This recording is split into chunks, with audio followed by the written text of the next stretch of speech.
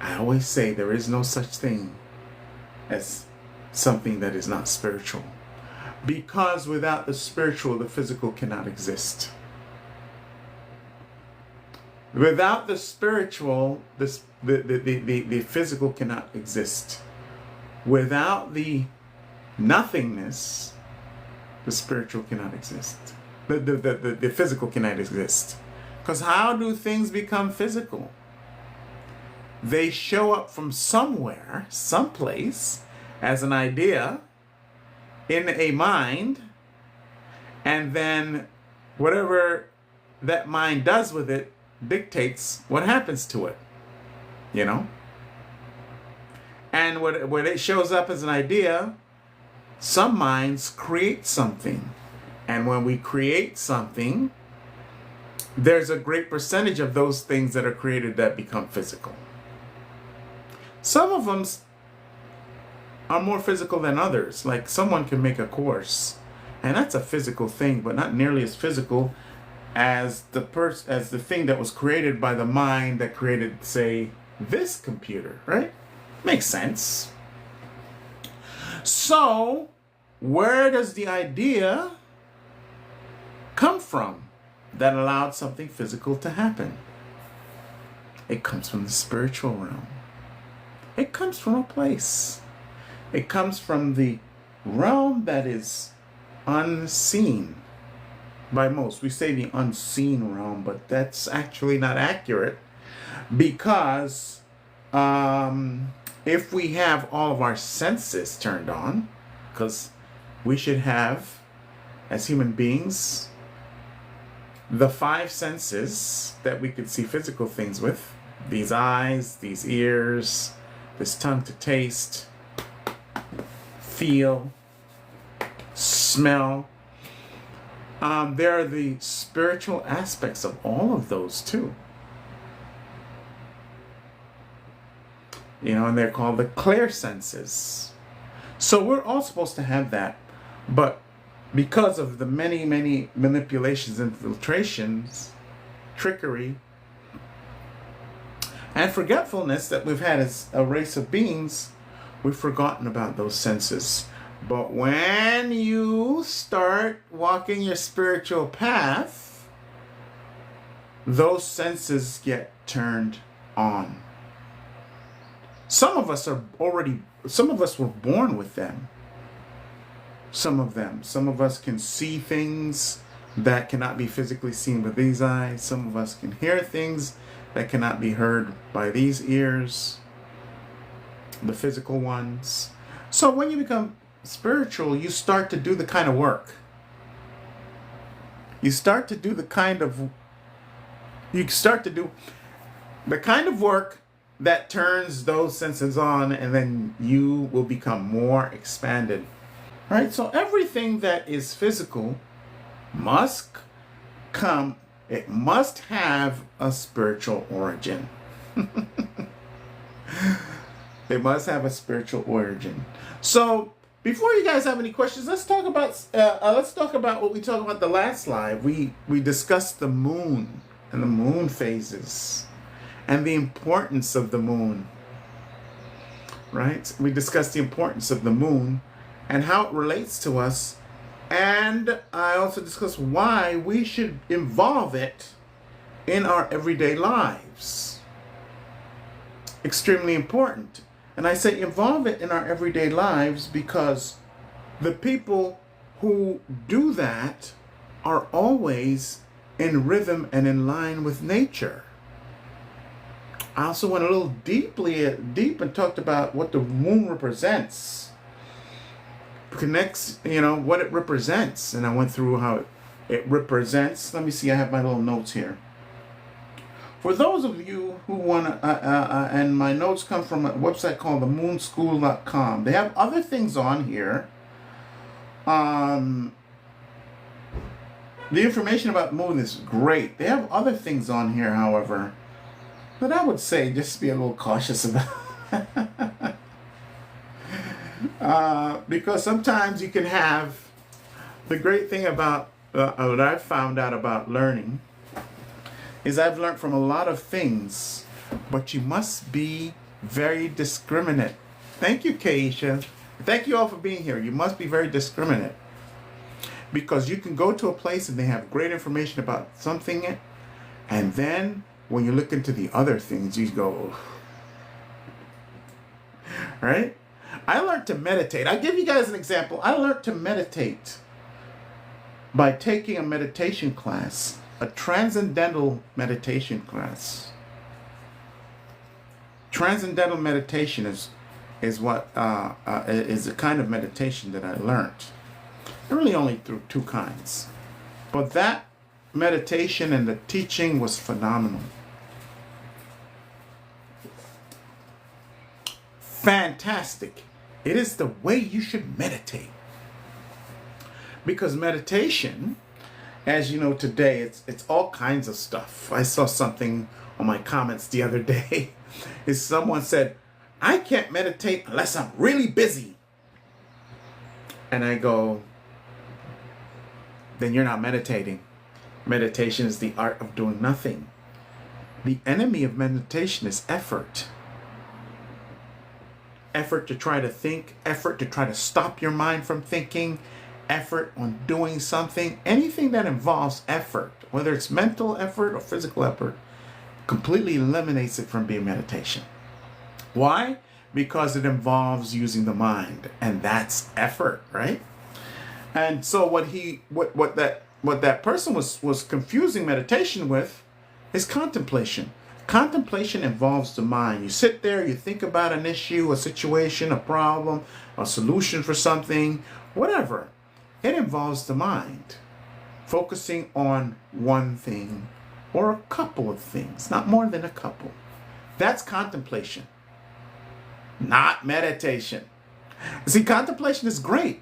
It's a way to solve issues. It's a great thing. It's not about it being good or bad or any of that nonsense. It's just knowing the difference between things. Because in life, when you know the difference, it's important to know the difference between certain things. Like, it's key. Or otherwise, you're running the wrong way trying to get something because it's that way, right? You're running west trying to find a sunrise. You'll never find it no matter how hard you try, because the sun rises in the east. So you can have it all together. But if you're running west looking for that sunrise, no matter how hard you try, you'll never find it. So certain things are important to know the differences of. So when you're contemplating, you're not meditating. But if you think you're meditating, you'll never get to where meditation takes you. So it's good to know the difference between the two. And so when you go to certain sites, especially the internet, great information is there. You must use your discernment when you try to find something else. Oh, because, it's sensible. Well, these people have a great idea. They explain this particular thing very well. But when you look deeply into it, you look at other things, and it's completely different than the one original thing. So this site is no different. And it's called themoonschool.org. Themoonschool.org. 33 different meanings of the moon. So I went through that day different meanings of moons. Cycles of the moon, right? You have the new moon, the waxing crescent moon, the first quarter moon, the waxing gibbons moon, then the full moon. That's 5. And then after the full moon, you have the waning gibbous moon, the last quarter moon, the waning crescent moon, and then the dark moon. The dark moon's just before the full moon. You don't have to know the name of all of these. If you want to, you can. You just need to know that after the new moon, the moon starts to build up. That's what the waxing part means. Build up till it reaches the full moon. And then when it reaches the full moon, all the other phases that I mentioned all indicate that the moon is now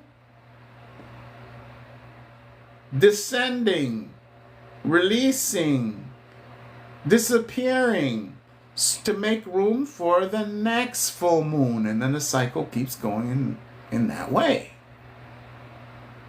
And so when you understand the cycles of the moon, no matter how you feel about the moon, right? No matter how you feel about the moon, some people don't like the moon. Some people think the moon's not real. The moon's fake. All of that. Even if you're in that camp, there is one thing that you cannot deny no matter how you feel about the moon. That the moon indicates where the cycle of nature is for a particular time of the month. And you can think it's fake or any of those things, but if you're a woman, your moon cycle rotates around where that moon is. It's a 28-day moon cycle for the moon to go through its full cycle and everything that it does. It's a cycle of 28 days and it repeats it again, just like the menstruation cycle of a woman. So one of the things that we also discussed is that the moon represents feminine energy. And so to deny what the moon truly is to deny your own feminine energy in the most physical and visceral way. You do not want to do that.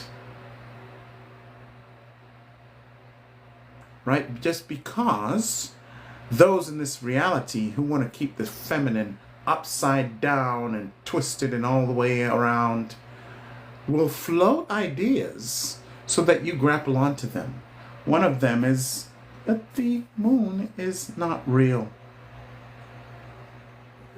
And the moon is fake. And there is no evidence of any of it.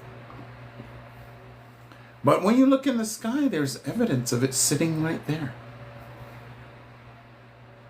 And those who don't know will go, the moon seemed so far away last month, and then it looks so close and different this month. It almost looks fake.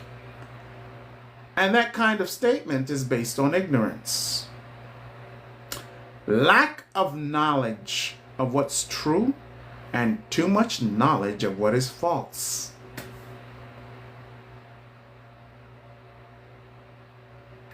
And so there is a very big incentive for those who perpetuate the control system on this planet that is fading away because we're taking it back. Those who think they control the planet will want you to think things like the moon is fake so that you don't participate with your feminine energy. And feminine energy is within both men and women. We all have a masculine side and we all have a feminine side. It's just a matter of what your composition is, whether you lean towards whether you're more feminine or masculine. And so when you deny either one or you place one above the other and you don't balance them out, then you become weaker as a being because you're throwing an aspect of yourself and what it brings to the table in the background. You don't want to do that. Right? And those people, they'll tell you, you'll be like, if you don't know, you start believing them. Why does the moon look so big this time? And last month when it was full, it was so small. What's it? Right? And the difference is if you have a super moon, which is what we had here in August, and we're having another one and another one and another one, the super moon is much more intensified, seems much more bigger than a normal full moon or a normal new moon. That's why they're called super moons. And just knowing that little bit of information, you can go, oh, that's why the moon looks differently in last month than it is this month. Oh, that last month's moon was a regular, which has a certain look and feel, literally, and this one's a super, which also has its own certain look and feel. It's the same moon. It's just where it shows up in its cyclical travels certain times of the year. And those who can really see through the veil, if you can really see through the veil, or you have the ability, you're able to do, you see the truth. You don't see the lie. You see more of the truth. Because the veil is what any kind of falsehood is based upon. Lies are created on the canvas of the veils. For those of you who are wondering what is being referred to as the veils are things placed in this reality in front of you to make you think other than what is actually fact. That is what is actually behind that veil that is placed in front of you. And there are many veils. There are layers of veils, right? In this physical reality. Let's talk a little bit about these veils. All right? I'll go through the veils. I won't veer away from the subject today. And I'll go to the veils in a second, because that's important, right? We'll go to the veils in a second. Let's stay with the moon for a minute here. The moon represents transformation and rebirth, feminine energy, reflection and introspection, illumination, cleansing and renewal. And it is a great way to set intentions within your life for the things that you want. For the things that you want. Because remember earlier I mentioned the waxing and waning of the moon? Waxing the building up, waning the... When it's waxing, that's a perfect time to bring things in. Set intentions. You're looking to make a purchase, to bring something new into your house. You're going with the rhythm of life when you're doing it during the waxing moon. When it's building up. It supports bringing things in. Intentions, ideas, starting new things. You're doing it with the support of rhythm, because that's what the moon represents as well. Doesn't say that here, but I'm telling you, the moon represents where the law of rhythm is working. And if you don't understand the law of rhythm, let me just spend a second on it. The law of rhythm, you knowing the law of rhythm will make your life a whole lot easier, because we all are energy and we are all living in an energy system, and how that energy flows and where it is flowing is indicated by certain things. The easiest thing to see and follow when it comes to knowing where the energy is going is the moon. There are other ways, but the moon is the easiest thing available to everybody, because you can see it. And all you got to do is know what phase it's in, and you'll know where the law of rhythm is working to support whatever you want to do. So you're not bumping your head against the wall all the time and wondering why it's so... You ever say to yourself, oh, it's so hard, it's so difficult, life is so blah, blah, blah. If any of you have said that any time in your life, please put a yes in the comment for me. Please put a yes in the comment for me. And if you've said that recently, if you've said life is so hard, why is this so hard? Why is not why? Why can't things be a little bit easier for me? Why do I always gotta go through this, that, the other, X, Y, Z? And you know, some things in life are going to give you a little bit of resistance before you can overcome them. There's no way around that, right? I talked to the moon since I was 6 years old, and she knows all my secrets. Is it weird? No. The moon is a representation of you. It's a representation of your feminine energy. And it's a perfect thing to talk to because it's never going to judge you, Joanna. Never going to condemn you. And it's cathartic because you're not just talking to a thing. You are actually talking to a living being. The moon is a spirit. It is a living being. If you look at the moon, because I've had conversation with the moon too, Joanna. If you look at the moon has the energy of a dragon. If you look at it carefully, you'll see that dragon. And the dragon part of it is energetic. It's not physical. So no, it's not weird. Not at all. Right? Not weird. Not at all. So if you go through that, one of the reasons why that could be is because when you're doing an activity, you're not in alignment with the law of rhythm. Could be that you're not in alignment with the law of rhythm. I give this example all the time because it's easy. I got many, many more, but I want everybody to get it. Well, for example, why is it so hard for people to keep their New Year's resolutions? Everybody's familiar with that. And I talk about it all the time. But I know there's a couple of people who've never heard me talk about it, so I'll repeat it.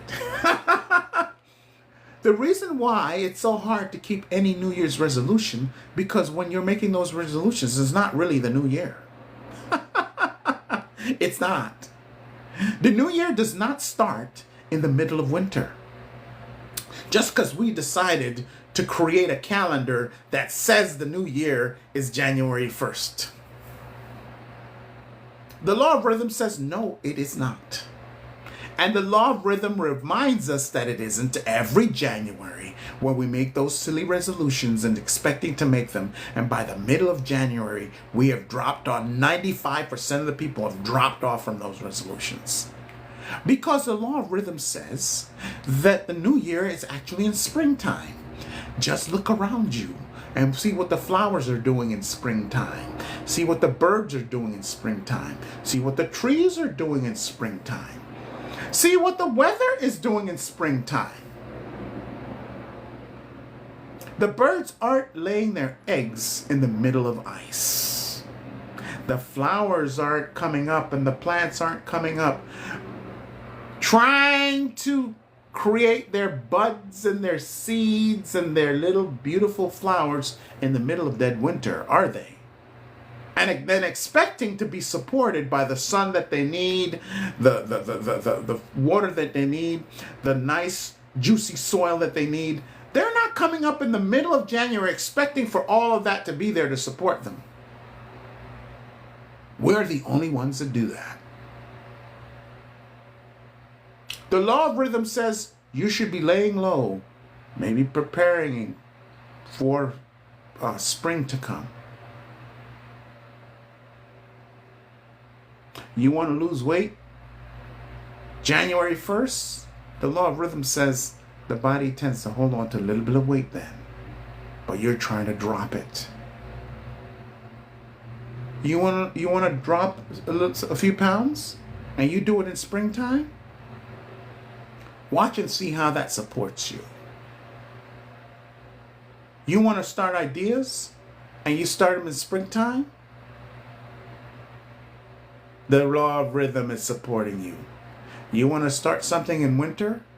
You can. I mean, it's not like you can't do it, but you're not working with the law of rhythm. So when you find things so hard in life, you should look at when you are starting to do things. You should look at what is supporting you energetically. Best indicator is the moon. If you start a business on the waning moon, when the moon is, and it takes you 6 phone calls to get a hold of somebody that you need to get a hold of. The person who is supposed to get a hold of you to start that website, suddenly they're not around. Something happens. And you get frustrated. Well, It isn't impossible for you to not do something on the waning moon. We don't want to be slaves to the system, right? To the energies. But why not have an ally in your corner? Start that on the waxing moon when building something, bringing in something new, you're being supported. All of a sudden you make that phone call and you get the pickup after the first ring. The appointment you made with that person, that they're there when the time comes. All of that. The energies that we live in are here to support all of that. Conversely, the moon is waning and you want to move to a new place, a new house, a new apartment. You want to ditch a few things. You want to end old habits.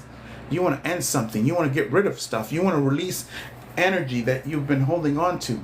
You're deep and heavy in your inner work, and you're and improving yourself and releasing stuff that you've held on to. You can do that in the waxing moon is building, but the support for that is going to be stronger when you're doing it while the moon is also releasing, because now you're working with the law of rhythm. Things become easier. This also goes for annual energies, like, we're going through the 888 portal, normally 88, where it's encouraging that. Boom, that's a bigger energy. So you want to do stuff then too. So you can plan your year out based on that. See, so when you're working with the energies and what direction they're going in, and when they're going in that direction, rhythm, then you're going to have things easier. Can you work against rhythm and still get things done? Yeah, you can. It's gonna be harder, but it's not impossible. But why would you want to do that? Now, the only exception to that is when you're working with spirit. Then when spirit says go or do, then you do it. That's the only thing that trumps rhythm, when spirit says. So your life is made easier, right? Your life is made easier when you educate yourself, when you have a little bit of education. When you have a little bit of education. So for those of you who find life really hard, start following the cycles of the moon and start following the annual cycles. Really follow them. And don't be tricked by what's been placed out there. Do not ever start anything new in December or January. Well, I shouldn't say you shouldn't ever, right? I'm just saying, when you start, this is not about telling you not and what not to do. This is about saying, be aware of when you're doing something. And if you want the biggest support, do it when the law of rhythm is in line with what you're doing. What does that mean? When you're trying to build something, bring something in, start something new. Plan it. If you're in a planning phase, this is perfect. Plan it when the law of rhythm is supporting that. So if you're building something new and you're starting something new, or you're bringing something in, waxing moon supports bringing in, starting something, that kind of stuff. If you want to move, I'm going to move next year. I'm going to move next June when my lease is up. I'm going to move. Plan that move when the moon is waning, when things are leaving, when you're getting rid of stuff. So that by the time you get into the new, boom, the waxing moon comes and new things that you got to buy, get, transform, boom, support it. Support it. You're trying something and it's hard and it's possible. Oh, what's going on? What's going on? So knowing the cycles is important.